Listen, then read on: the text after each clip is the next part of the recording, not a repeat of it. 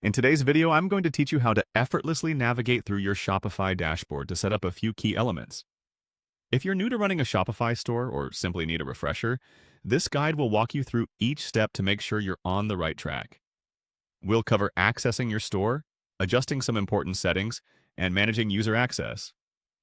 So let's dive right into it. First, you'll want to start by going to your Shopify admin page, which is essentially the control hub of your Shopify store. To access this, open your web browser and log into your Shopify account. Once you're logged in, you should be directed straight to your store's homepage. It's from here you can get a quick overview of your store's recent activities and performance metrics. Next, let's move on to configuring your store settings. To do this, look towards the bottom of the side menu and you'll find an option labeled Settings. Go ahead and click on it. This section is very important because it allows you to customize various aspects of your store, ranging from payment options to shipping details, so spend some time here exploring all the possibilities. Once in the settings, we're going to focus on managing users. This is crucial if you have a team helping you run the store, or you plan to do so in the future. Click on Users in the menu that appears. Here you can oversee who has access to your store and what permissions they have. You can adjust these settings as you see fit to ensure the right people have the right level of access. Now, we're going to update or verify the primary email associated with your Shopify account. Head over to the section that says Your Email.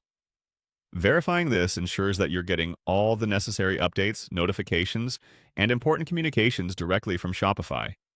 Make sure the email listed is one you check regularly. Finally, for an added layer of security, we're going to generate a random PIN for your account.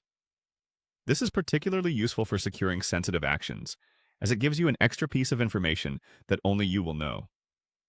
In the Your Email section, look for the option that says Generate Random PIN and click on it. Once it's generated, keep a copy of this PIN in a safe place.